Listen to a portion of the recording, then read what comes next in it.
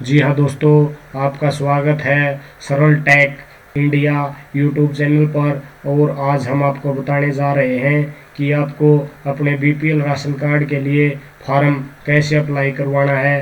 और ये video CSC centre वालों के लिए भी बहुत महत्वपूर्ण होने वाली है, क्योंकि हम आपको आज बताने जा रहे हैं कि सरल हरियाणा से बीपीएल राशन कार्ड का फॉर्म कैसे अप्लाई करना है। तो दोस्तों, आपको सबसे पहले बीपीएल राशन कार्ड के सर्वे का फॉर्म अप्लाई करवाने के लिए सबसे पहले अपने अटल सेवा केंद्र पर जाना है। नज़दीक की जो भी आपका अटल सेवा केंद्र है, और उनको बोलना है कि आप मेरा बीपीएल सर्वे के लिए फॉर्म अप्लाई कर दो।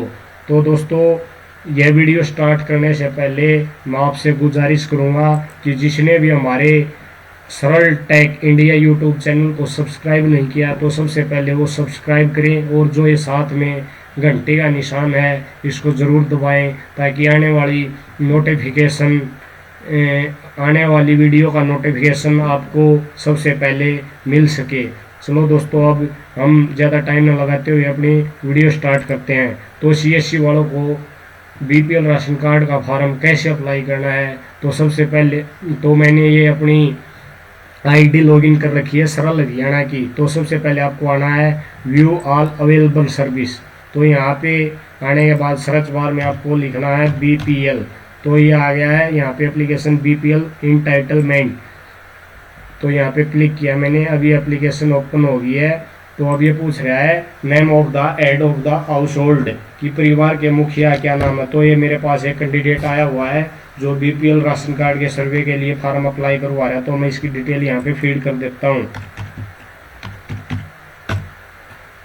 अब परिवार के मुखिया की माँ का नाम, परिवार के मुखिया है कि माँ का नाम, तो मैं इसकी मदर का नाम फीड कर देता हूँ इसमें। यहाँ पे फादर नेम, यहाँ पे इसके पति का नाम, स्पाउस नेम मतलब पति पत्नी का नाम।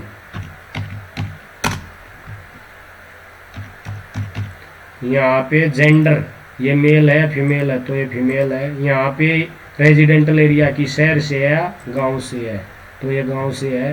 रूरल होगा तो गांव से हो गया, अर्बन है तो शहर से। कैटेगरी ये नॉन एससी है, एससी है या नॉन एससी, तो ये नॉन एससी है। यहाँ पे इसका एड्रेस डालना है, एड्रेस यहाँ पे मैं इसका एड्रेस डाल देता हूँ। यहाँ पे हाउस नंबर,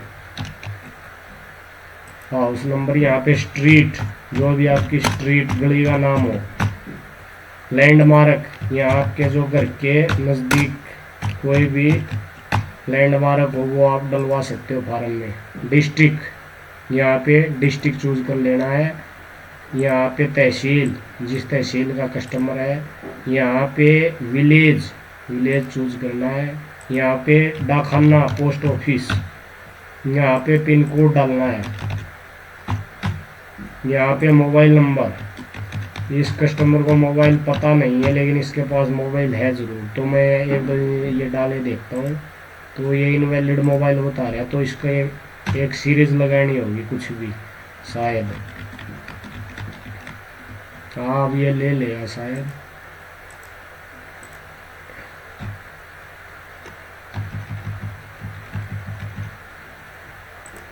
तो यहाँ ये ले लिया दोस्तों, लेकिन यहाँ पे मोबाइल नंबर एक्यूरेट ही डालना है, क्योंकि सर्वे वाले आएंगे ना जो भी, वो कॉल कर लेते हैं कि कहाँ पे आपका मकान कैसा है।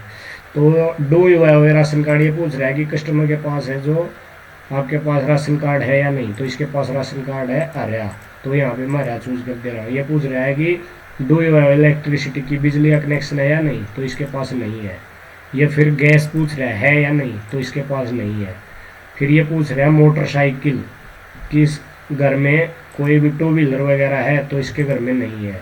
फिर ये फोर व्हीलर की पूछ रहा है, इसके घर में फोर व्हीलर भी नहीं है। ये पूछ रहा है ट्रैक्टर, तो इसके घर में ट्रैक्टर भी नहीं है, तो मैं इसलिए नो चूज कर रहा हूँ इसमें। किसान क्रेडिट कार्ड भी नहीं है, इसलिए नो। ये पूछ रहा है सेंट्रल गवर्नमेंट का या स्टेट गवर्नमेंट का कोई एम्प्लॉय है, नहीं है इसके घर में। तो यहाँ पे पूछ रहा है अब ये इंटरप्राइज है कोई, इसके पास कोई इंटरप्राइज नहीं है। ये जो शहर में खोल लेते हैं कोई भी रोजगार का दफ्तर वगैरह। अच्छा, तो फिर ये पूछ रहा है वह इधर जीएसटी मेंबर है, कोई भी जीएसटी वगैरह है मेंबर के पास, नहीं है। कोई भी मेंबर टैक्स पे करता नहीं है, नो। इसलिए ये पूछ रहा है does house hold down refrigerator की, रेफ्रिजरेटर है परिवार के पास, फ्रीज नहीं है इसके पास।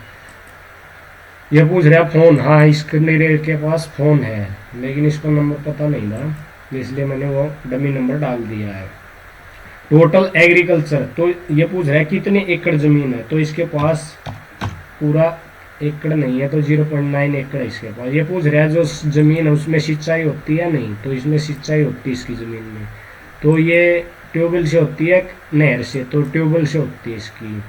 अब ये पूछ रहा है is any member of the house hold दिव्यांग, की परिवार का कोई मेंबर विकलांग है, नहीं है इसके परिवार में। यह पूछ रहा है कि लेबर से कितनी आमदनी हो रही परिवार को, तो इसकी मजदूरी करता है परिवार 28,000 रुपये, यह साल की है दोस्तों, ये बिल्कुल ध्यान रखना है कि जो आमदनी डल रही है एक ईयर ही डल रही। फिर ये पूछ रहा है मंथली, महीने का कोई भी मेंबर परिवार का 10,000 से ऊपर कमा रहा है, नहीं कमा रहा है इसके परिवार का। ये पूछ रहा है एससी है घर में, नहीं है इसके घर में, तो इसलिए नो कर दिया। फिर ये पूछ रहा है total annual house hold income, तो इसके परिवार में लेबर से अलग कोई इनकम नहीं है, तो इसलिए यहाँ पे 28,000 कर देते हैं।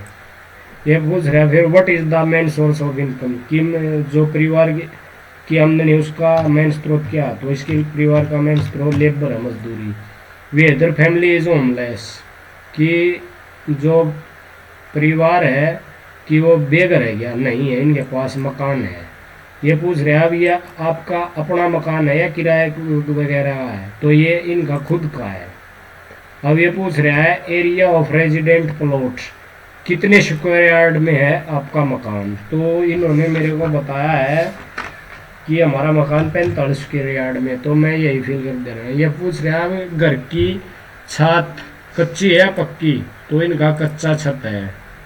ये पूछ रहा है घर में कितने रूम है, तो इनके घर में एक ही कमरा है, इन्होंने बताया मेरे को। जो ये आ गया फिर बैंक नेम ब्रांच नेम, ये ऑप्शनल डिटेल है, ये आप चाहे तो डाल सकते हो, नहीं तो इसको खाली भी छोड़ सकते हो, इससे कोई भी प्रॉब्लम नहीं होगी। राशन कार्ड डिटेल भी ऑप्शनल है, इसको चाहे तो फीड कर सकते हो, नहीं तो खाली छोड़ देना, कोई भी प्रॉब्लम नहीं होगी।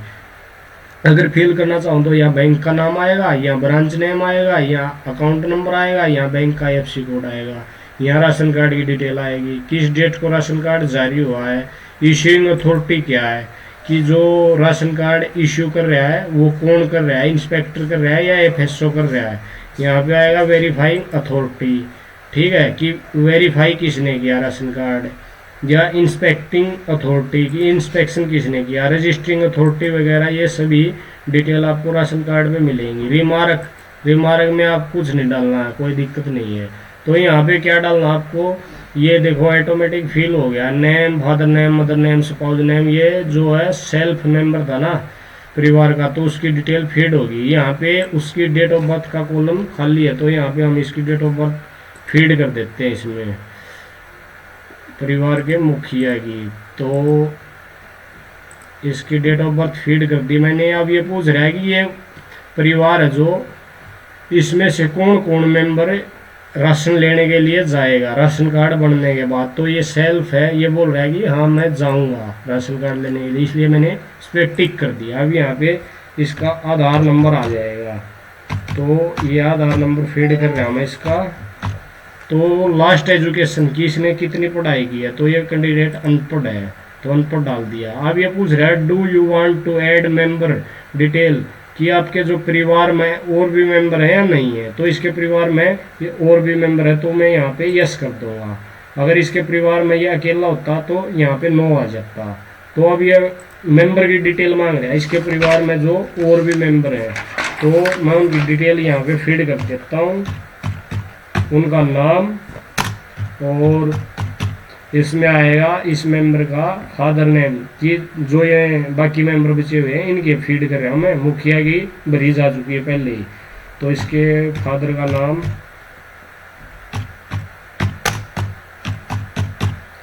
अब इसकी मदर का नाम डाल देता हूँ मैं। अब स्पाउस नेम, स्पाउस नेम पति या पत्नी का नाम होता है ये।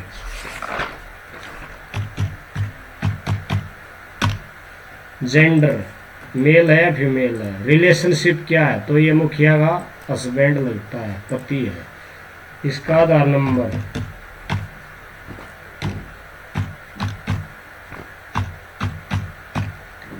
लास्ट एजुकेशन, इसने पढ़ाई कितनी की, ये तो ये 5वीं पास है, तो इसको मैं प्राइमरी फिल कर रहा हूँ। डेट ऑफ बर्थ कितनी इसकी, अब यहाँ पे मैं डेट ऑफ बर्थ फीड कर रहा हूँ 19।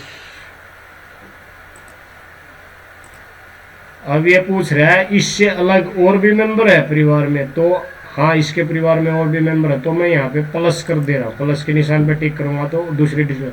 और ये राशन लेने के लिए जाएगा तो यहाँ भी टिक कर रहा हूँ मैं। अब नेक्स्ट मेंबर की डिटेल मैं फीड कर रहा हूँ उसमें।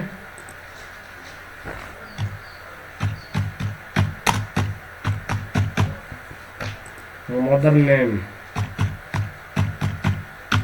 स्पाउस नेम नहीं है क्योंकि इसकी शादी नहीं हुई है, तो आप NA डाल सकते हो इसमें। अच्छा, तो ये क्या लगता है मुखिया, ये सन है, ये उसका पुत्र लगता है, तो यहाँ ये मेंबर राशन लेने के लिए जाएगा, इस पे भी टिक कर देता हूँ। ये कम से कम आपको 3 मेंबर पे टिक करना पड़ेगा, परिवार के जितने भी मेंबर हो गए उनमें से 3 पे टिक करना कंपलसरी है। यहाँ पे आधार नंबर फीड कर देता हूँ मैं।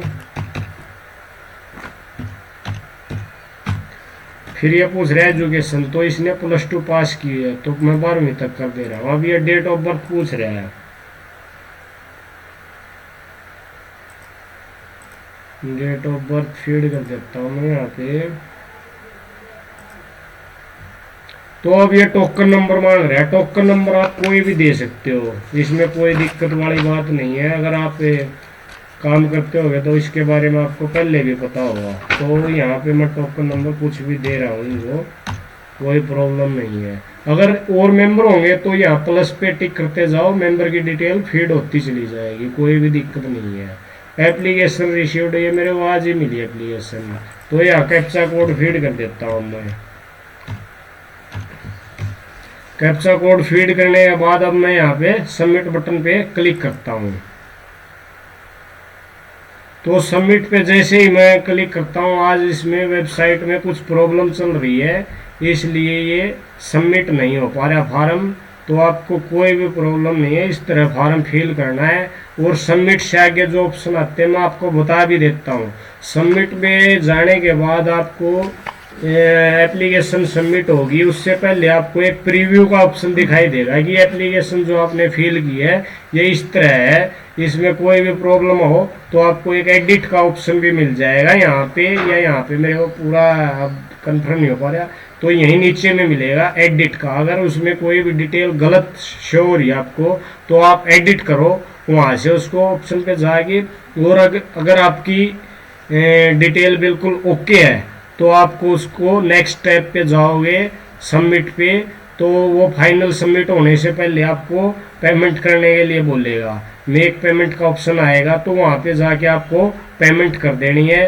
और जो फाइनल रिसिप्ट आएगी वो आपको प्रिंट करके आप कस्टमर को दे सकते हो। जब भी सर्वे की टीम आपके गांव में सर्वे करेगी तो उस कैंडिडेट का भी सर्वे की लिस्ट में नाम आ जाएगा और सर्वे वाले उसका सर्वे कर देंगे। अगर उसका BPL कार्ड बनने के लायक होगा तो कार्ड बन जाएगा, नहीं तो सर्वे टीम उसको रिजेक्ट कर देगी।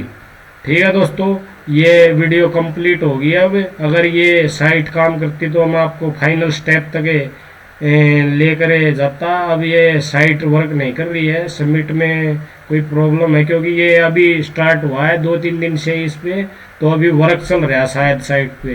तो इस पे नहीं था, ये पहले ई-दिशा पोर्टल पर था, BPL का कार्ड है, तो अब इस पे सरल हरियाणा पे इसको शिफ्ट कर दिया, इसलिए शायद कुछ प्रॉब्लम है, इसलिए ये सबमिट नहीं हो पा रहा।